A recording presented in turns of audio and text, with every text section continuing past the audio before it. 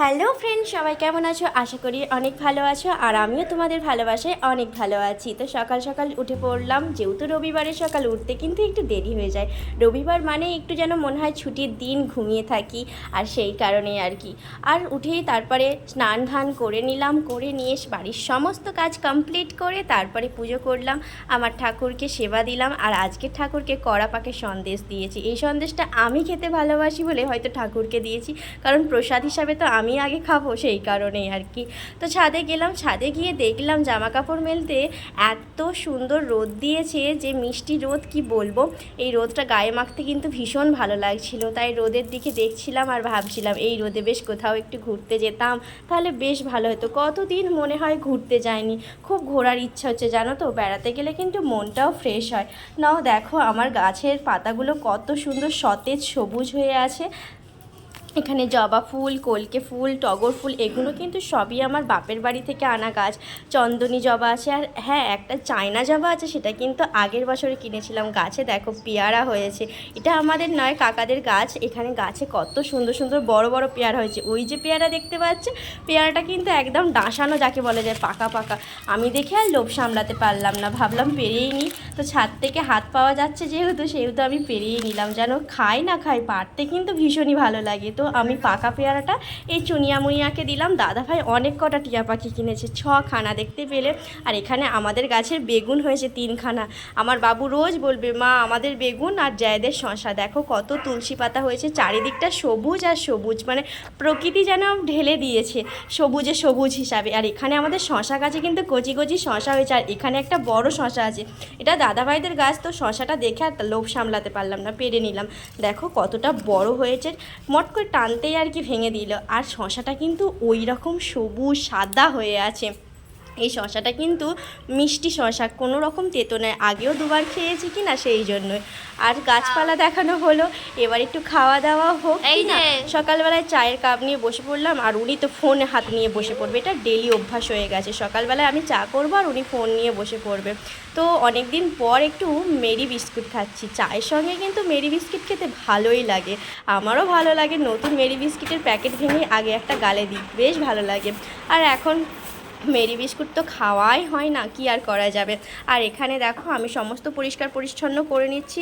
আজকে রবিবার যেহেতু কাচাকুচি একটু বেশি হওয়ার কথা, সেখানে কম করেছি। কেন জানো তো, আসলে রবিবারে উঠতে দেরি হয়ে যায়, বাবুর স্কুল থাকে না কি না, সেই কারণে। আর মনে হয় একটু কাজে ঢিলে ঢিলেও হবে কোনে, হচ্ছে কোনে, এরকম একটা ব্যাপার।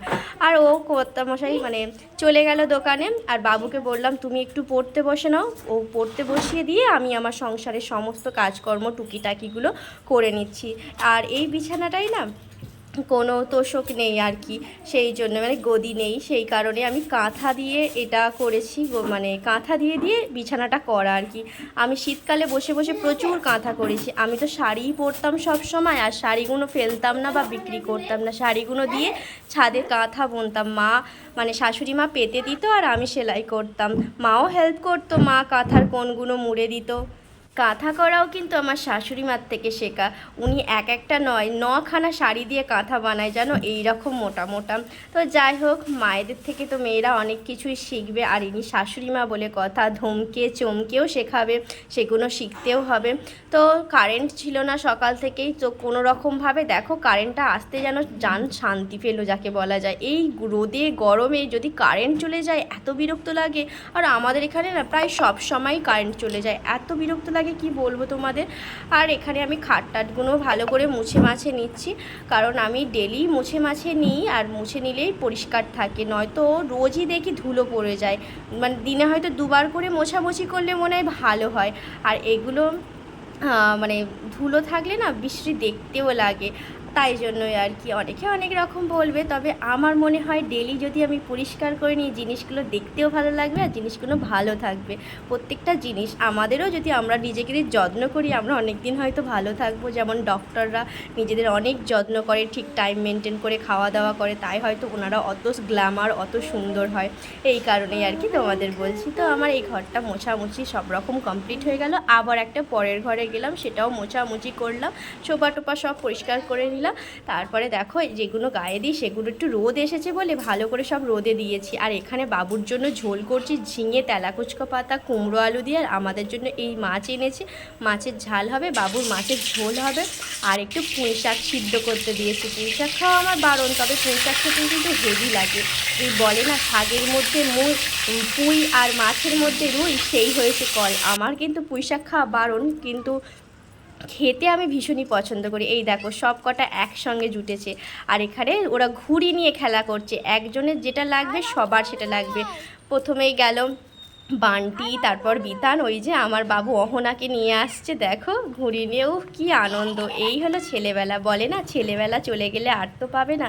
এই এখন দৌড়োদৌড়ি করে বেড়াচ্ছে, আর বড় হলে কি পারবে বলো। আমি যখন জেঠিমাদের বাড়ি একটু যাচ্ছিলাম দেখা করতে, অনেক দিনই যাইনি, প্রায় 2 দিন হয়ে গেল, এই টক করমচা গাছটা চোখে পড়লো। আমি তো ভীষণই টক খেতে ভালোবাসি, আর টক করমচা দেখে টপ টপ করে বড় বড় দেখে পাকা পাকা দেখে দুখানা তুলে নিলাম। আমি কিন্তু টক করমচা বেশ খাই। জেঠিমারা কথা বলছিল আর আমি সেই ফাঁকে টক করম চা খাচ্ছি আর ওদের কথার উত্তর দিচ্ছি। তো জেঠিমাদের বাড়ি থেকে একটু নুন নিয়েছিলাম, বিট লবণ, সেই বিট লবণ দিয়ে দেখো ঘরে এসে পা খেলিয়ে বসে খাচ্ছি। আর এখানে কর্তামশাই রুটি আর আলু ভাজা করে দিয়েছিলাম টিফিনে, আলু ডিমের ভুজো একটা, তো সেইটাই খাচ্ছিল আর কি। আমি বললাম আমি মুড়ি খাবো, তুমি রুটি খাও, আমি আর খাবো না, বাসি রুটি খেলে আমার গ্যাস হয়। আর ওইগুলো খেলো, আর আমি বসে বসে দেখো কিরম টকগুলো খাচ্ছি। ও বলছে হোক একবার অম্বল করুক তারপরে দেখবে। আমি দূর খাই দিনই আগে। উফ কী যে টক, টক করমচা যারা যারা খেয়েছো তারা কিন্তু জানো যে কতটা টক করমচা টক হয়। আমি যে লবণগুলো ছিল বিট লবণ সেগুলো কিন্তু চেটে চেটে খাচ্ছি। তোমরা ভাববে কী রে বাবা। আর এখানে টিফিনের জন্য দেখো মুড়ি চানাচুর নিয়েছি। আমার কিন্তু মুড়ির থেকে চানাচুর বেশি লাগে, ওই জন্যই বুঝি আমি এত মোটা, জানো তো। দেখো সারাদিন কাজকাম করে খেতে বসেছি ওইরকম একটা পাকা লাল লঙ্কা নিয়ে আর মুড়ি নিয়ে। তখন বাজে প্রায় 11:30, জামা কাপড়গুলো তুলতে গেলাম খেয়ে দিয়ে। আমার অবস্থা তো পুরো নাজেহাল, সারাদিন কাজকাম করে আর শ্যাম্পু করেছিলাম যেহেতু চুলগুলো পুরো ঝাঁকড়া বুড়ি হয়ে আছে। আকাশটা দেখো কত সুন্দর মেঘ ভেসে বেড়াচ্ছে, এত ভালো লাগছে না আকাশটা, কি বলবো। আর ওই রকম রোদও দিয়েছে, রোদে যেন আমি ওপর দিকে চাইতেই পারছি না। তো জামা কাপড়গুলো তুলে নিলাম, আর এখানে দেখো আকাশটাকে দেখা যাচ্ছে, এত ভালো লাগছে কি বলবো, যেন মনে হয় এই বৃষ্টি আসবে, মেঘে মেঘ, বেশ সুন্দর লাগছে। এই জন্যই বলে প্রকৃতির থেকে সুন্দর হয়তো কিছুই হতে পারে না, তাই না বন্ধুরা। তো এখানে দেখো আমি একটু এত সুন্দর রোদ দেখে রিলস বানিয়ে নিলাম। আমি কিন্তু রিলস বানাতে ভীষণ পছন্দ করি, ভীষণ ভালোবাসি। অনেকে অনেক কথা বলে, আমি সবার কথা গায়ে মাখি না, অনেকে ভালো বলে সেই কথাটাই ভাবি। আর এখানে আমাদের মেনু তোমাদের দেখিয়েই দিলাম, উচ্ছে আলু ভাজা করেছি পেঁয়াজ দিয়ে, আর এখানে পুঁই শাক চচ্চড়ি মাছের মাথা দিয়ে, আর ছিল মাছের ঝাল, আর মায়েরা একটু চিকেন দিয়েছিল, সেই চিকেন আর ডাল করেছি। আজকের চিকেন করলাম না, কারণ আমরা শুক্রবার দিন চিকেন খাওয়া হয়ে গেছে, ওই জন্য আজকের আর চিকেন করলাম। ওই যে বলেছিলাম গাছের শশাটা, দেখো গাছের শশাটা আমরা 3 জন মিলে ভাগ করে খেলাম। বাবুকে একটু দিতে যাচ্ছিলাম, বাবু বললো আমি খাবো না, আসলে ওর জন্য কম দিয়ে ফেলেছি তো, ওই জন্য বাবুর রাগ হয়েছে। দেখো রিলস বানানোর সবাই কীরকম আমার অবস্থাটা হয়। তো বন্ধুরা ভালো লাগলে অবশ্যই লাইক করো, থ্যাংক ইউ।